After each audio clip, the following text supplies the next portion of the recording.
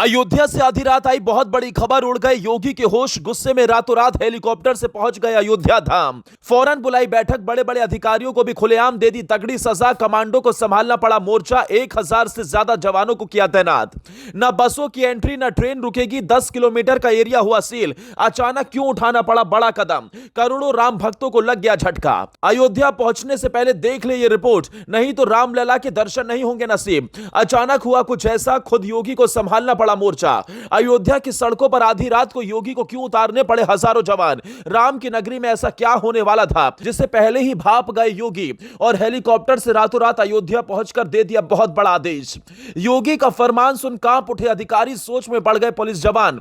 अयोध्या में ऐसा कौन सा संकट मंडराया जिसे योगी ने सबसे पहले भाप लिया और उठा लिया सबसे बड़ा कदम। योगी को ऐसे ही नहीं, समय से पहले का नेता माना जाता है। योगी की दूरदर्शिता का ही परिणाम है कि वो कोई भी बड़ा कदम उठाने से पीछे नहीं हटते, क्योंकि वो अच्छे से जानते हैं कि अगर सही समय पर सही कदम नहीं उठाया गया तो इससे करोड़ों लोगों को कितनी बड़ी परेशानी हो सकती है। योगी ने एक बार फिर साबित कर दिया कि मोदी के बाद वो ही देश के अगले प्रधानमंत्री क्यों होने चाहिए और क्यों वो करोड़ों लोगों की पहली पसंद बनते जा रहे हैं। दरअसल अयोध्या में रामलला के दर्शन के लिए पूरे देश ही नहीं, दुनिया के राम भक्त भी इसी घड़ी के इंतजार में बैठे थे। हर कोई बस प्रभु श्री राम की एक झलक पाने को व्याकुल था।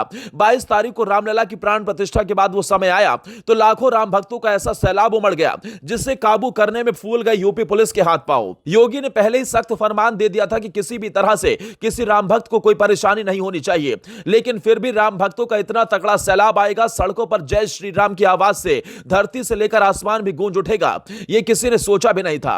अब अयोध्या में जाने से पहले आपको यह रिपोर्ट आखिर तक देख लेनी चाहिए, क्योंकि अब अयोध्या में ना चलेंगी बस, ना होगी एंट्री, ना कर पाएंगे प्रभु श्री राम के दर्शन। जी बिल्कुल, अयोध्या में बाहर से आने वाली गाड़ियों पर एक बार फिर से रोक लगा दी गई।